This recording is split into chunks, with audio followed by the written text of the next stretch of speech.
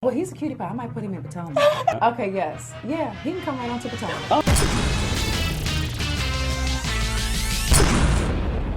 What's up, y'all? It's your boy Richie Scott. We're back with another video. Thank you so much for tuning into the channel. Listen, if you guys haven't done so, hit the subscribe button, hit the notification bell button so that you can be included into when we drop new content right here on this channel.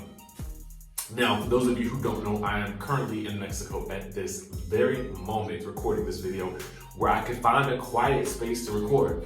But as you guys know, we still gotta bring you this news like only we do it in the Sky Squad, okay? So, thank you guys for tuning in to that, all right? So let's get into the news surrounding the latest episode of the Real Housewives of Atlanta for season 12. Because Miss Kenya Moore is letting us know that there's some liarization going on with production and with Miss Tanya Sam, okay? And then we got some things to discuss from the episode, so make sure you guys stay tuned for the entire video because you want all of this tea, and we got it for you right now, live and direct, okay? First things first, Tanya is letting us know that production is not quite keeping us, Kenya is letting us know that production is not quite keeping it real with y'all, okay? Let me give you guys an example, okay? Here is what she is saying, okay? She is saying that, let's keep it real, production. Cynthia told Tanya in Toronto, and that's why she brought the wig. So if you guys did tune into tonight's episode, you guys did see the whole scene where Tanya basically told the other ladies about the whole wiggerization that Kenya was wearing, and we saw a scene, we saw that a flashback wherein Cynthia actually told Tanya what the situation was with the cookie lady. Mad respect to Cynthia for actually stepping up to the plate and doing the right thing. I think that speaks volumes to her character, and I really feel like this is showing us a side of Cynthia that we really needed to see, particularly this season, with regards to somebody outside of Nene and Kenya, okay?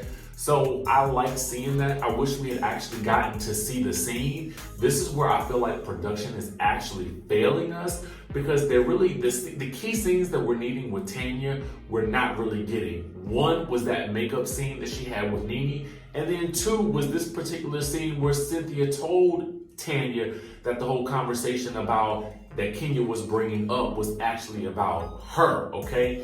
And I feel like because this is such a huge thing that they're making it into right now, we need to see every single detail. And I feel like production is lazy with that. I hate to say it. That was a lazy move putting it in a flashback, but whatever.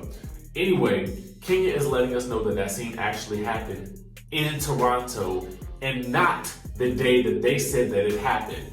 After, when did they say it happened? They said it happened after that date that Kenya brought it up. So they were still in Toronto when that conversation actually happened.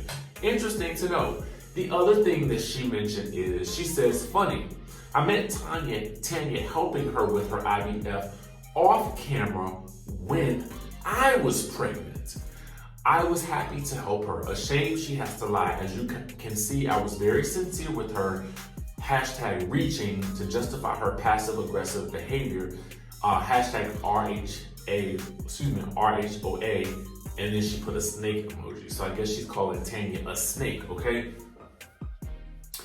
Now, here is another basic lie that Kenya is basically calling out on behalf of not only production but also Tanya, because you know, when we were seeing those flashbacks with Tanya and Kenya talking, you know, we were almost made to feel as though these conversations were had recently, and maybe they were had for the second time, but Kenya is letting us know that she had these conversations with Tanya last year. This was last year that they was having these conversations. So I'm not clear on what Tanya was trying to say when she was saying that Kenya was trying to push her into this whole IVF situation. I wasn't clear on that, but Kenya is basically letting us know what the deal was. Now, let's get into Kenya actually. I feel like, let's talk about the episode. One, I'm gonna go down point by point by point. Kandi is an instigator, okay? Eva said it best. She called her Salt Bae and she asked, why does Kandi have so much time to be spreading everybody else's business like it is government cheese, okay? That's what Eva had to say, and I kind of agree. Kandi is this season's bone carrier, hashtag this season's Sheree Whitfield, hashtag like spilling all the tea, okay? Kandi is doing her job as a housewife. Kandi, to me, is this season's Tamra Judge. And if you guys don't know who Tamra Judge is, she is on the Real Housewives of Orange County. And Tanya basically stirs it up. She stirs the pot. And I feel like Kandi is doing the same thing. And I had to watch Kandi speak on it to find out what she had to say about all this. And her excuse. Now, she basically called out Eva, which we could all see that Eva actually said what she said. But my biggest gripe with Kandi is that she did not tell Tanya that Kenya was talking about her. And the reason why she said that she didn't is because Kenya and Cynthia told Kandi about the cookie lady off camera. So she feels like if it didn't happen on camera, then I'm not gonna talk about it on camera either. That's kind of weak to me.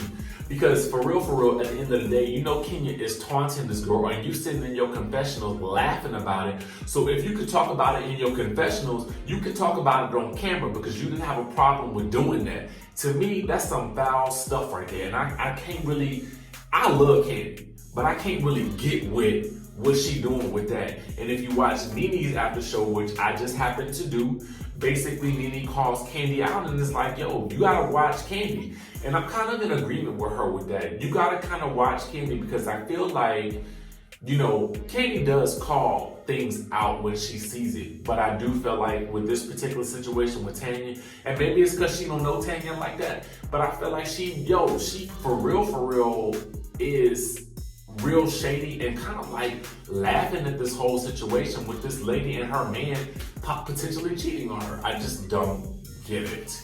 I don't get it. Anyway,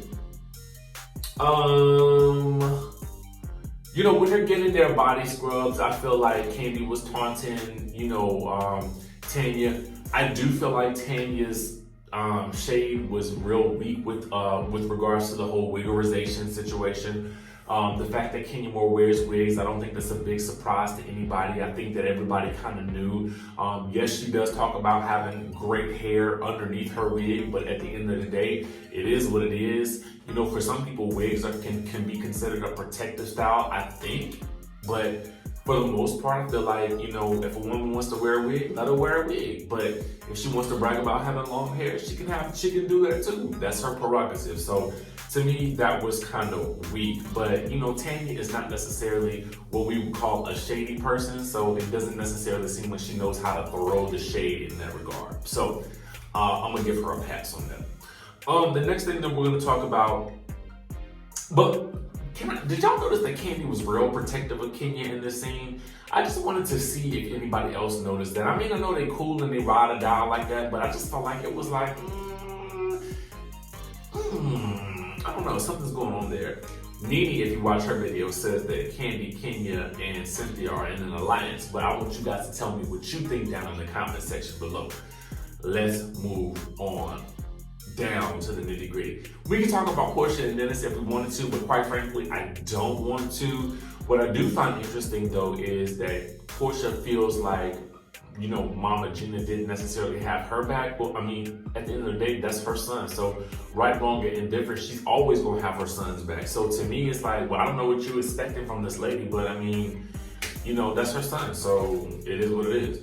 But I do feel like, on the flip side of that, I do feel like Mama Diane and Lauren have every right to be upset at Dennis because, you know, he hurt their family member. You know, he hurt Miss Diane's daughter. He hurt Lauren's sister. So at the end of the day, no, they're not gonna like that. So, you know, it is what it is. And if, honestly, to be frank with you, I feel like you gotta keep your friends and your family out your relationship. So, you know, Porsha, that's really your fault for doing the whole blockerization on Instagram anyway, but that's a whole other situation.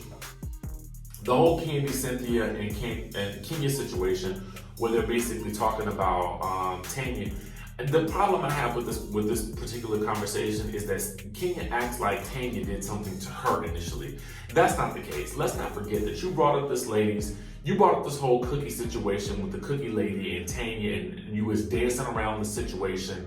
Cynthia ended up telling her, so we all know what the situation really was. So you're acting like you're offended by the fact that she brought up this whole wiggerization, in retaliation for what you did. But at the end of the day, you started this mess. So for real, like let it go with it. You're so offended by this whole thing. We know that this is just another example of what I personally feel like is a way to continue some type of storyline and basically roping Tanya into the mix with some type of personal vendetta. Because if you look at this situation, like what for real what it is, Kenya been at the center of every controversy on this season.